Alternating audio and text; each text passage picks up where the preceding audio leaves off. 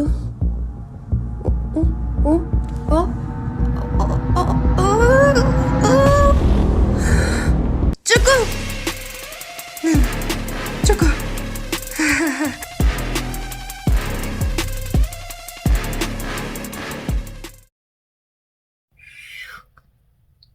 Mampir yuk bareng Kai.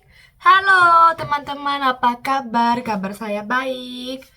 Nah, hari ini akhirnya betapa banyak subscriber saya ajak saya untuk dukung bersama Red Sparks, Kak Megawati yang pemain volley dari Indonesia. Nah, jadi saya mungkin harus cerita tentang sifat saya sedikit. Karena kalau saya mau dukung sesuatu atau seseorang, saya harus benar-benar tahu dia, terus harus dukung dalam hati yang sungguh, yang tulus. Jadi saya pikir saya nggak bisa pergi dukung Kak Mega hanya karena ada orang yang minta saya, kan? Jadi saya sudah lama pikir tentang itu. Jadi ini conclusion saya. Karena saya juga penasaran kan, Kak Megawati itu siapa? Kenapa bisa main volley di Korea? Kenapa bisa sampai masuk tim volley Korea? Juga itu saya juga mau tahu. Terus jika saya begitu kenal atau lebih tahu tentang Kak Megawati, saya pasti pengen dukung dia kan?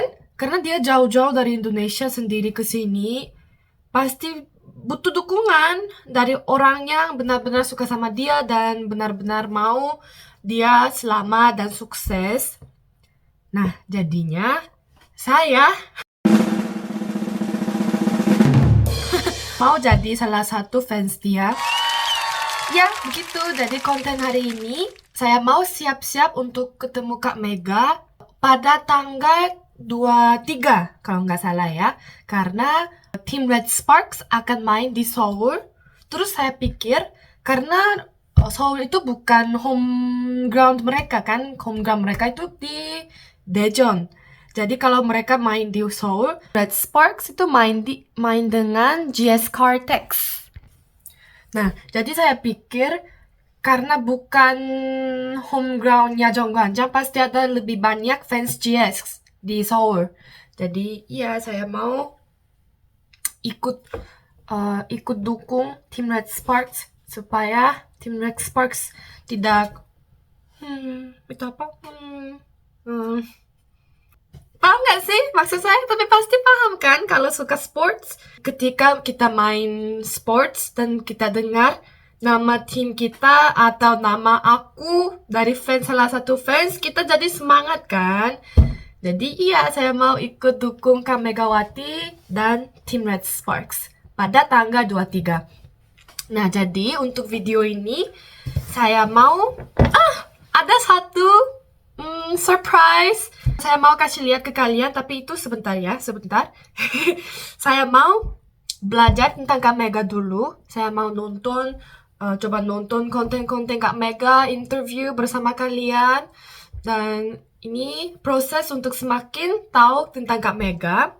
Kedua, katanya ada lagu Kak Mega, lagu buat Kak Mega. Jadi saya juga mau coba dengar itu. Yang ketiga, saya kan orang yang suka dapat surat. Saya juga suka nulis surat yang ditulis kertas. Jadi saya suka yang itu karena saya merasa saya lebih terasa hati orang. Dan jika saya mau sampaikan hati saya yang tulus, saya juga nulis surat supaya orang itu bisa merasa hati saya. Jadi ya, pokoknya saya mau nulis surat buat Kak Mega. Karena saya ketika tinggal di Amerika atau Indonesia sebagai orang asing, saya kadang merasa kesepian, kadang rindu keluarga, rindu negara saya sendiri. Tapi jika saya ingat, ada banyak orang yang bantu saya untuk bisa tidak begitu merasa kesepian. Mereka selalu ajak saya obrol, ajak saya ke tempat mereka, atau apa. Jadi itu kenapa saya bisa survive di negara-negara yang lain. Jadi saya mau kembalikan itu ke Kak Mega. Karena saya tahu itu pasti susah kan. Living in another country itu susah. Pertama, budaya itu beda, makanan juga beda, dan pikiran beda. Jadi, iya, saya yakin bahwa Kak Mega pernah sakit hati atau salah paham dan lain-lain segala macam. Jadi saya mau hibur hati Kak Mega kalau ada bagian yang sakit. Dan jika orang Korea pernah menyakiti hati Kak Mega, saya juga mau minta maaf sebagai wakil orang Korea yang bisa bahasa Indonesia dan bisa sedikit paham budaya Indonesia. Untuk tanggal 23, saya kan akan pergi nonton Kak Mega kan. Jadi, saya juga pikir mungkin saya bisa coba masak makanan Indonesia. Karena pasti rindu kan. Jadi, ini ada satu makanan yang saya sudah lama pengen mau coba masak di Korea tapi belum jadi. Yaitu nanti saya kasih tahu ya. Tapi ya mungkin saya bisa masak juga yang sederhana karena saya tidak bisa masak. Yang bagus tidak bisa mungkin. Jadi, begitu. Iya, pokoknya saya mau dia semangat dan pikir dia tidak sendiri di Korea. Ya, jadi begitu. Ya begitu. Oke. Saya mau kasih lihat satu surprise. Sebentar ya.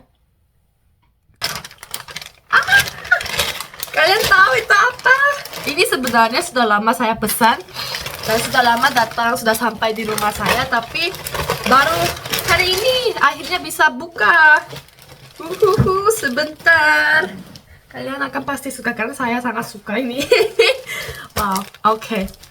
1, 2, 3. Yeay! Saya beli ini untuk lebih semangat dukung Kak Mega pada tanggal 23. Saya coba dulu ya. Tada! Gimana guys? Ini agak panjang karena tidak ada size yang pas. Dan semua sold out yang size lain. Ya.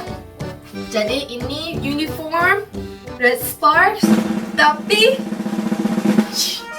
itu yang dia nggak sih nomor 8 Kak Mega. Ya. Nanti saya mau datangi pakai ini dan ribut-ribut Kak Mega. Semangat. Ya. Oh, senang sekali. Okay. Jadi untuk video ini saya akan pakai ini terus, dan untuk video selanjutnya pada tanggal 23 juga akan pakai ini terus ya. Juga saya dapat stiker. Nomor 1 Isoyang. Makasih. Ya. Supaya lebih fokus, lebih bisa bikin suasana volley, Red Spurs, Kak Mega untuk bisa benar-benar dukung dia. Jadi saya mau coba nonton interview Kak Mega dan iya video-video Kak Mega ya. Ikut Mega, lihat, saya nggak bisa lihat. Susah. Saya mau nonton bareng kalian. Megawati's first volleyball season at Red Sparks live in Korea. Perjalanan hidup aku ada kayak menyerah gitu.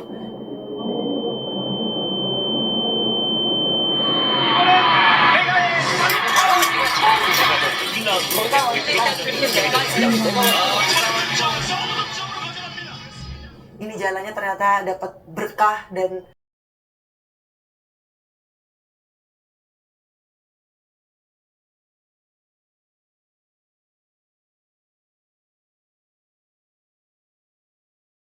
volley yang berasal dari Indonesia.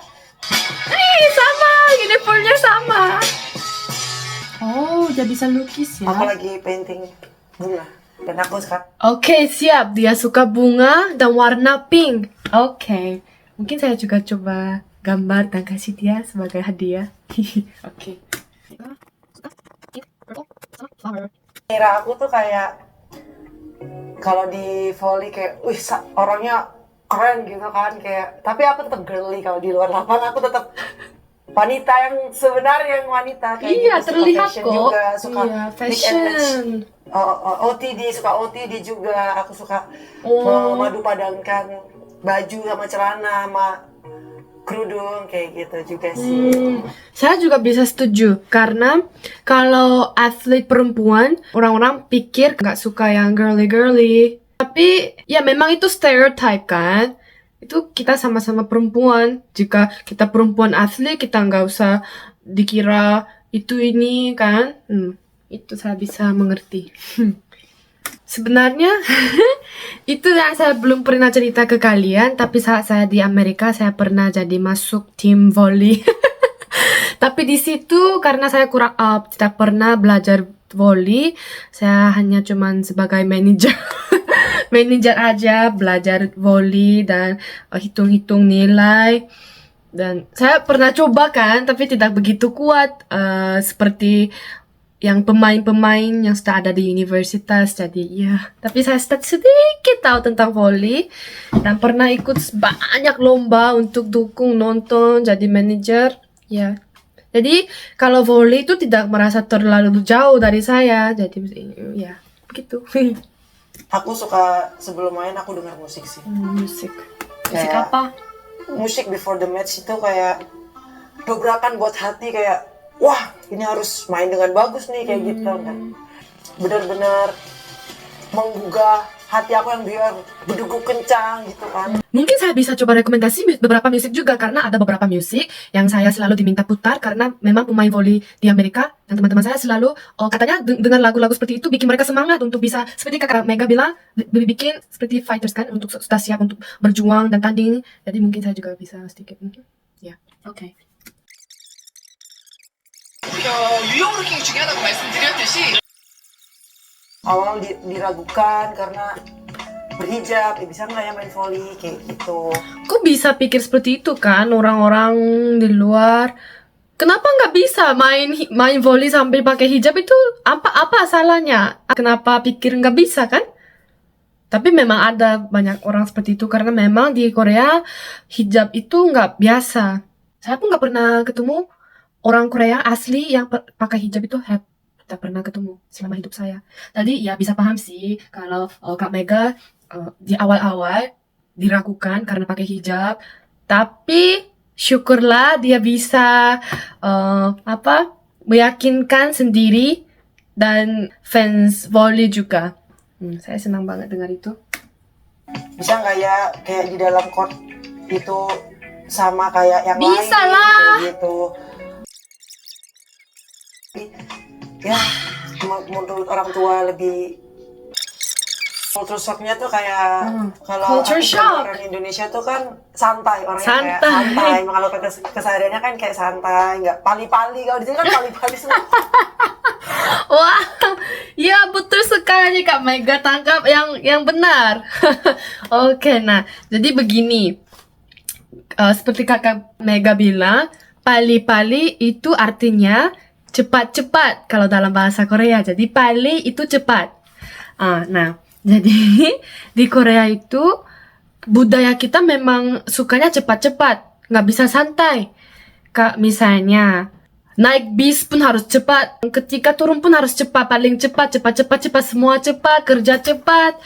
Nggak bisa santai, kalau disuruh kerja harus selesaikan dengan cepat-cepat, waktu yang cepat.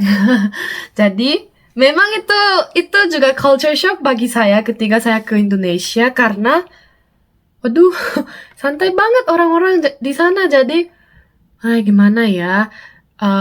Itu yang saya ada cerita bahwa tentang janji waktu kan.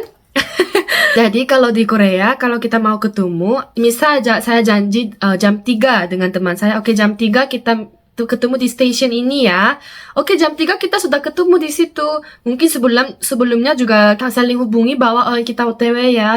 Aku akan sampai dalam beberapa menit ya, begitu. Terus jam 3 kita pasti datang ketemu. Ya karena saya kan bingung kan, habis maghrib itu jam berapa, sebelum maghrib itu jam berapa, dan saya pikir saya butuh waktu untuk siap kan. Jadi misalnya kalau di Korea kita kan ketemu jam 3, terus saya sudah rencanakan, saya akan bangun jam segini, terus saya akan mandi, sudah siap-siap dandan jam segini, sekitar jam ini aku sudah berangkat dan bla bla. Aku harus satu ini, tapi kalau kita hanya bilang, habis maghrib itu saya nggak tahu. Jadi saya harus mulai berangkat atau mulai siap-siap itu dari jam berapa, kan? Ya, santai aja ya, tapi ya. Saya kan berteman, dapat teman baru, teman-teman yang dari Indonesia. Terus mereka bilang, oh ya kita ketemu ya. Kita ketemu sore aja ya. Jadi saat itu sebenarnya saya nggak tahu sore itu jam berapa. Tapi sore kan bisa mulai dari jam 3 sampai jam 5 atau apa kan. Jadi saat itu saya sangat bingung. Oh sore, jadi berarti jam berapa ya? Jadi saya awalnya saya pikir itu bisa ditanyakan, jadi saya bilang sore itu jam berapa. Dan mereka oh iya itu mungkin kira-kira jam 3 aja ya, dan jam 3 nggak datang. nggak ada kabar, nanti jam 4 baru mau datang dan lain-lain. Dan iya memang itu culture shock bagi saya juga. Ada banyak momen-momen yang saya sangat bingung sendiri. Tapi itu juga hanya awal aja, tapi semakin saya adaptasi dengan budaya Indonesia, nanti saya juga bisa jadi santai. Tidak begitu santai seperti asli orang Indonesia, dan itu sebenarnya kadang-kadang itu membantu saya untuk tidak terlalu selalu mau tepat waktu, on time. Awal-awal kayak capek, kayak ngikutinnya kayak kenapa sih harus cepat-cepat, kenapa sih harus semua tuh terburu-buru, jadi kayak pekerjaannya akhirnya jadi semua tuh ribet kayak gitu. Tapi ya udahlah, namanya hidup di negara orang, mau nggak mau kayak harus mengikuti juga. Itu pikiran saya juga di Indonesia, mau nggak mau harus ikut budaya di sana. Nonton ini saya nggak bisa sabar datangi tandingan itu. Dan langsung bisa lihat Kak Mega main, Red Sparks main itu, nggak bisa sabar. Jadi ini 1 minggu nanti, satu minggu next, ya. Gagal hari ini nggak apa-apa, mungkin akan ada kesuksesan di depan sana yang menanti kamu kayak gitu. Wow, itu kalimat yang bagus. Saya mau tulis sebentar ya. Betul sekali. Batal hari ini nggak apa-apa. Kesuksesan akan menantimu di masa depan. Jadi jangan cepat putus asa dan jangan cepat puas dengan hasil yang sekarang atau udah mencapai hasil yang baik. Terus kamu langsung puas, itu menurut aku kayak kurang. Kayak kamu akan bisa lebih baik lagi daripada ini dan bisa mengambil pengalaman dimanapun kamu berada kayak gitu. Mana foto? Lucu banget Kak Mega.